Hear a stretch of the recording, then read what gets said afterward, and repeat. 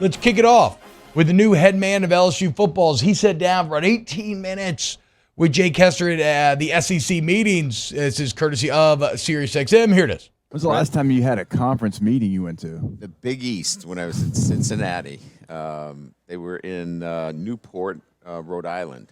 So this is a little bit different. Equally as much fun, I assume, as all spring meetings are, right? You know, it's interesting. I was kind of thinking about what was unique about the Big East meetings. And my first meeting in the Big East, you know, you expect a lot of media like we have here today. Mm-hmm. Nobody from the Cincinnati area came to the media day.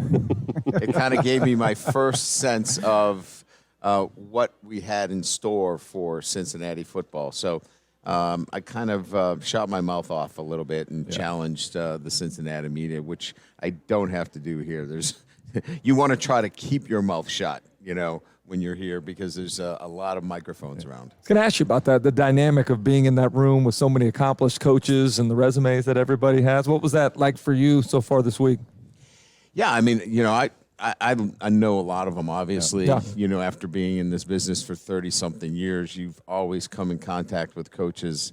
You know, Nick, for example, was at Toledo when I was at Central Michigan. He went to Michigan State, and I was at Central. So we go back, and so we know each other, you know, so well. So I just have a lot of respect for all of them. And, you know, nobody tries to dominate the room, right? I know, you know, Jimbo is really the acting chairman, but Yeah, we saw the seating chart that got everybody all fired up, thinking that he was surrounded by security at some point. We're like, that's not how this thing works. The thing is, he doesn't even have a gavel. You know what I mean? You know, because I think they're worried about him, you know, throwing it at somebody. But I think it's just a matter of coaches that you know, have a lot of respect for each other, and they're all, as you mentioned, extremely accomplished. And I just think there's a level of you know, decorum when you have a lot of coaches that have been in the business for this long.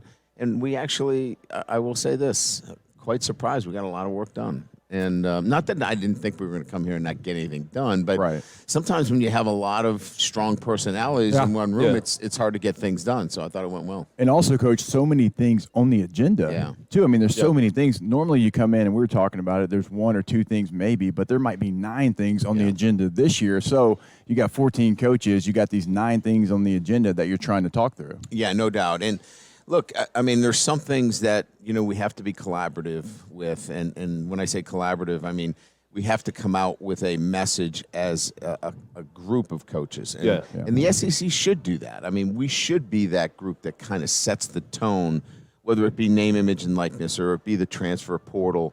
You know, and scheduling, obviously, is important, too, because we're bringing in Oklahoma and we're bringing in Texas. And, you know, that has implications, too. So I think what we decided was that, you know, whatever comes out of these meetings, we have to be collaborative, and we got to be uniform in terms of, you know, what we say and how we say it. And I think that was really important in what we crafted. It's funny. I was talking to Scott Strickland up there, and he was, you know, getting ready to meet with the media. And he's like, listen, I don't know how much we're going to be able to get into this week, because it's not just an SEC issue. It's not just a college football issue. It's antitrust issues. There's all types of things. So I started thinking about, like, I'm not quite sure any of that stuff gets done. How's it been for you getting acclimated to Louisiana?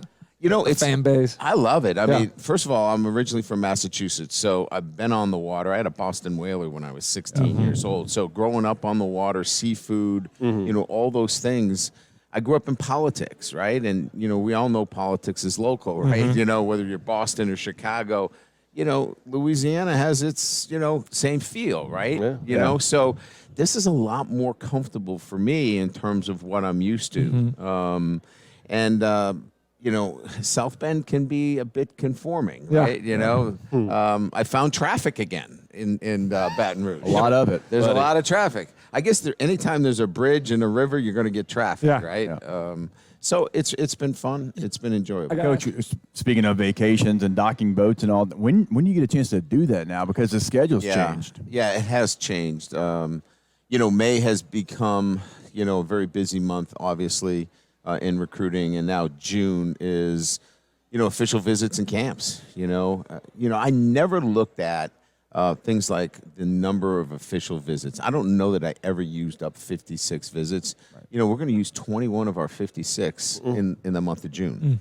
And so when you start counting all the visits, because, the transfer portal now is part of that as well. So, June is so busy now when it comes to all of those things that you have to be so calculating in terms of everything you do. And then, you got about 2.5, 3 weeks off in July, and then it's go time. So May has changed, June's changed, and it really gets you thinking a little bit about what you want to do in the fall with recruiting, because, you used to go out and maybe see some of the high school games.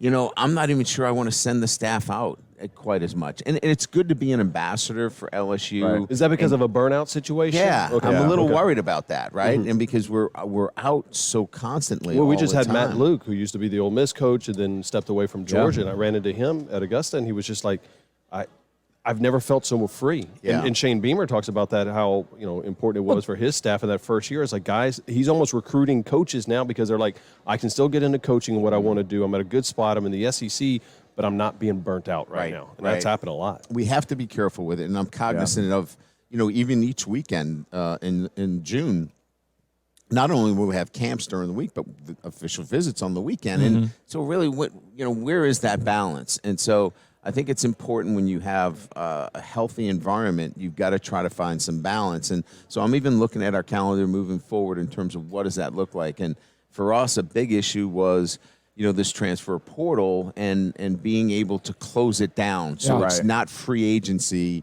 the way it was this year. This way, it was just crazy this year. It was wide open all the time. There were thousands of people in the portal. And you think of in the NFL, there's probably, 60, 70 free agents? Yeah. There were thousands of free agents. So free agents like me and Doring, we're way down the list. We're like 4 or 5 weeks down the list. We're not the first week free agents. It still becomes, managing the calendar and the schedule and how you can put this all together, because, you want your staff to be energized when you get into the season. But it seemed like a lot of coaches were in favor of the early signing period when they put that into motion, 4 or 5 years ago. Yep. But what it's done is sliding everything up sooner. You talk about the months that used to have some time off, and June and July don't exist much anymore. Is there a push now to kind of go back to the old timeline? I think what we have to do is make, May has to be I think more dedicated to contact than it does just evaluations. So look, most of the time they're on the road anyway, and they're getting bumps. They really need to contact. And if they can contact the recruits in May, then your evaluation period is going to be so much deeper that kids can make decisions. And you can close it all down and get the early signing period taken care of. And I think we're in a good place. So we got to make some tweaks. But if it hits that way, what's better for the LSU program as the head coach? Is it to take a guy in the transfer portal that has been and had some success on a Power 5 level, or at least college football, or a flyer on a 17, 18-year-old kid? How do you balance that now that it's truly an option? Don't the new rules kind of change that for you, Coach? Having the ability to get to 85, so you can be more flexible with who you bring in? Well, I will say this. I think first and foremost, you build a staff that does a great job in recognizing talent, and that talent could be transfers, and that talent obviously is going to be in freshmen. I think you build your program with player development, and that is with freshmen. So to answer the question first, I think it has to be through freshmen and player development, and then you top the tank off, so to speak, through fill the gaps, the transfer portal. Especially in LSU, you got so much talent in the state of Louisiana. Absolutely. Now, we didn't do it that way. We had to backfill because we had 36 scholarships players, and we had to go back in and backfill. Hester was seeing if he had scholarship through the transfer portal. That's not the appropriate way for the long haul. We had to do what we needed to do in the present situation, but moving forward, we will build it through freshmen, and then where we have some specific needs, certainly we're going to use the transfer portal. And you don't have to hold those scholarships. We were talking about, like, I was 795th in the country coming out. I was a 2-star guy. I probably don't get a chance to maybe play at an LSU if you had to hold those scholarships. You don't get an opportunity, Coach, to take a flyer on a guy that you really like. Maybe other people just misevaluated. Yeah, and I think that's important too. Now we're going away from initials, so we don't have initials anymore, where you were capped at 25. Right. With no initials, you can now kind of build your roster and say, look, don't worry about the initials. Here's a guy that I believe is going to be important to our locker room, and he's going to develop. Let's take him, because he's going to make our football team better. Anything else you're passionate about as it relates to college football or athletics in general here within the college ranks that you'd like to see changed or adjusted? Well, I think the name, image, and likeness obviously is probably the most important thing. We're and I talked about this yesterday a little bit, is I like the name, image, that name, image, and likeness theory and concept, and I believe the players should have the opportunity that if you put their name up there or if you put their image up there, they should benefit from that. Yeah. But it's gotten to a point where, are they amateurs or are they professionals? I mean, it's getting to that point, and I think we just have to tap the brakes a little bit and continue to educate, show them what a contract looks like, the obligations of a contract. I'm a teacher, I'm a coach, I'm an educator. And this thing has gotten so fast and moved so quickly that I think we have to do a really good job of making them understand, here's what you're getting into. And it's not pay for play. That's not the intent here. You're a student athlete. And I worry about it's gotten too far past the student athlete. Yeah. And we're getting towards professional. If that's what everybody wants, we should have the G League. You know what I mean? Yeah. And I don't think that's what they want. What's that juice going to be like on the sideline for you that first time? I just want to make sure I go right through the goalpost. Don't trip. And don't fall down. Remember Les's first game where he came out with the Madonna mic? Yeah, I was on the team. What? Yeah, Coach, he had like a little string mic. It looked like he was Madonna at a concert. Yeah. That's the Todd Graham look? He was worried about, like the Todd Graham. Yeah, the one He didn't have the ear. wristbands, though. No, he didn't have the wristbands. He didn't have the though. wristbands, the Todd Graham it wristbands. took a lot that night. Arizona State, we had to have a block punt, a block field goal, and a miracle touchdown at the end to win the game. Against Arizona State? Against Arizona State. Hurricane Katrina moved the game from Baton Rouge to Tempe the week of the game. Oh, my goodness. Yeah, it was a little wild. So it was 130 degrees in the desert. It was, but no humidity, Coach. That was the key point. It's a dry heat. That was the key point there. You don't ask a lot of good questions, but you've asked some other coaches a good one in terms of their TED Talk. Ask Brian Kelly what his TED Talk would be. You guys go up there, you're not talking NIL, you're not talking pay for play or whatever, but they say you can talk. You got Sankey put you in front of the logo and you got 20-minute TED Talk about any topic that has nothing to do with sports. No sports No at all. sports. Not football, no sports. 20 minutes. Is it music? Is it history? Is it we hit him on the travel thing. Sounds like he's passionate about voting. Like 20 minutes and you got to go. You got to go 20 minutes on it.